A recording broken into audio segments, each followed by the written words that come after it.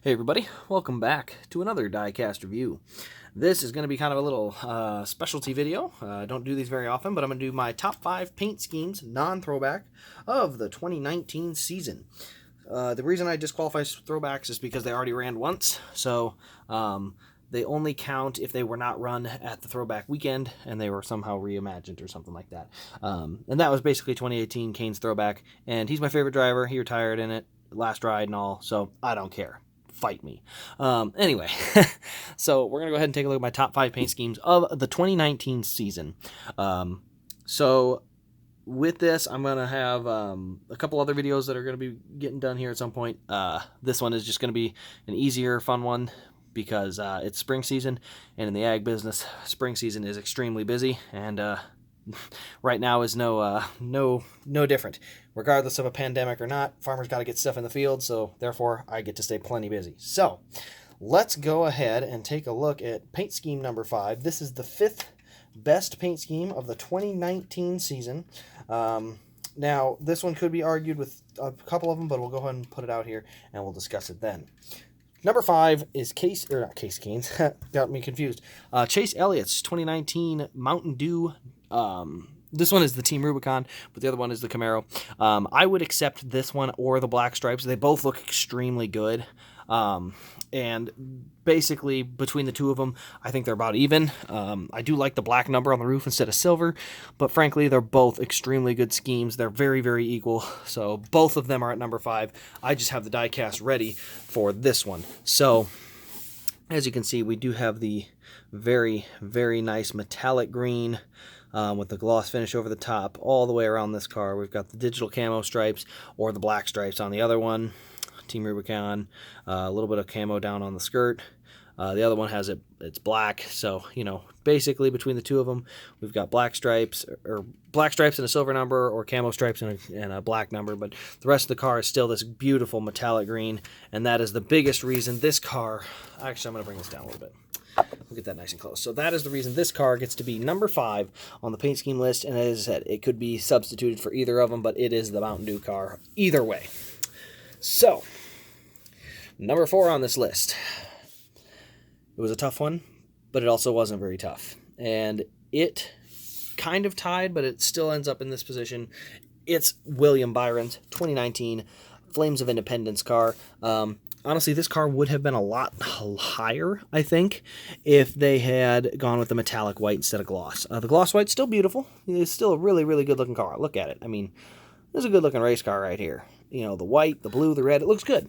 But because there's no metallic on this car anywhere, it's just gloss white, the numbers are tiny, and, just a few little things. Not a ton, just a few little things is all it is. But it's enough for me to say it did not get to deserve to beat the other car that finishes right in front of it. They were very close in terms of score, but this one ends up at number 4. Ran at Daytona and Homestead. It's a beautiful car still, and I'm thinking they'll probably hopefully run it again this year. But I got my fingers crossed that we'll see it again. Number 3 on that list is going to be a unique scheme. Only ran once. It ran at the Las Vegas Motor Speedway. It was driven by Matt DiBenedetto, and it is the Barstool Sports Toyota Camry.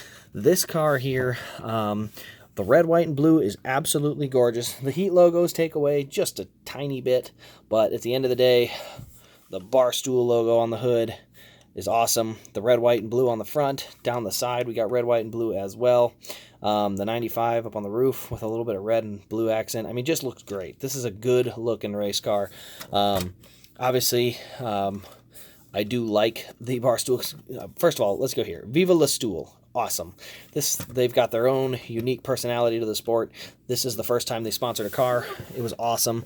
So this paint scheme gets to be number 3. They also did sponsor a pizza review car, which was really hot at Talladega. They never made it, and that is a bummer. That one from Talladega was cool. I really wish they would have made it, but again, this one will end up being number 3 on that list. Again, gorgeous car. Congrats on that one to Matt DiBenedetto. Number 2 on the list, it was a close one.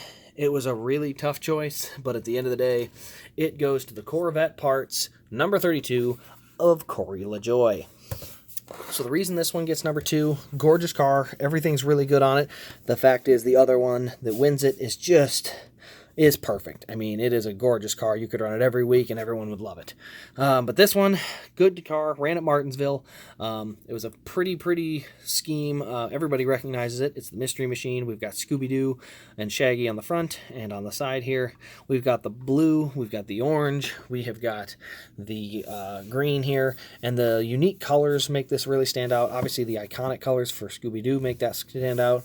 Mustang front end. Mustang front end is okay. The hood is okay. I'm not a huge fan of their body style, but the rear end I am total fan of. I love this for the rear end of these cars. I'm still going to have to get convinced on this front end. It's so flat, and, you know, I don't know. I think I'm just I'm definitely more of a fan of the Camaros and Camrys at this point, but don't get me wrong, the Mustang's not a bad car. It's definitely better than the Fusion, but it's just a little flat-edged, if you know what I mean, on the front. So, but yes, this car will be number 2 on the list. Again, beautiful car, really awesome. Definitely one of the better paint schemes that we've gotten to see run at Martinsville, or anywhere. So, on to the number 1 car. I'm going to go ahead and make you guys put some comments in right now. I'm going to put a 10-second break, or not, you know, I'm just going to babble. But put your guesses in there and timestamp it at 6:20, so that way we know what your guess was for the number 1 paint scheme of the year. It shouldn't be hard to guess. It's the only one that you haven't seen yet that definitely belongs on the list. It ran at Bristol. It ran at a few other tracks. It ran multiple times, but it is the number 43 Air Force car of Bubba Wallace. So the Warthog car, many reasons this car is great. 1, you got the flat color, goes anywhere, shows up anywhere. You've got the Warthog front end, obviously very iconic. It's very patriotic. It fits the sponsor perfectly. We got the Air Force logo on the hood. We've got the little rivets all over on this paint scheme. It looks just like it. And, you know, this paint scheme perfectly embodies the sponsor. It is a quality scheme. It's got its own unique touch to it.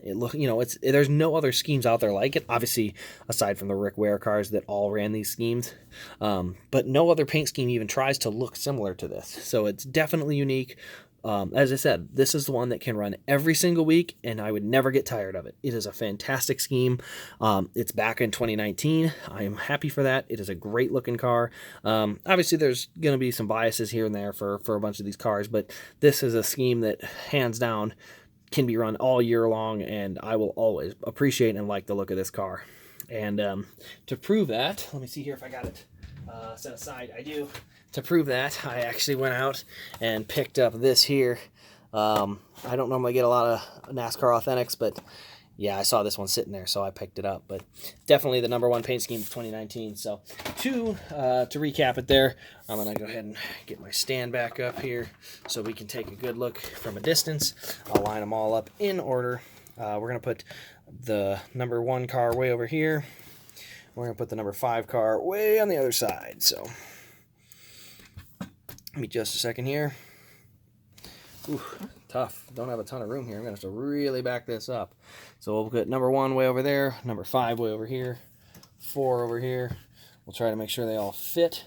No guarantees, unfortunately. So 5, 4. There will be 2 up here. And we'll have 3 in the middle. It's going to be close. I think I can move one of these down. Make sure they all fit. It's close. I think I'll get them to fit. Ooh, it's a squeeze. I don't like doing that. I don't like squeezing them, but I think I made it work. There we go. So there we go. I don't like to waste too much time lining them up, but I'm okay. Left to right, we've got 1, 2, 3, 4, and 5. Let me know your thoughts on my rankings. Obviously, I'm not perfect, but it's my opinion, so that's fine by me. Let me know your top 5 in the comments below, and if you have any of these here. Stay tuned for some upcoming videos. Should be really fun. Soon we will discuss the NASCAR schedule options as they have to make up all these postponed races. But for now, thank you for watching.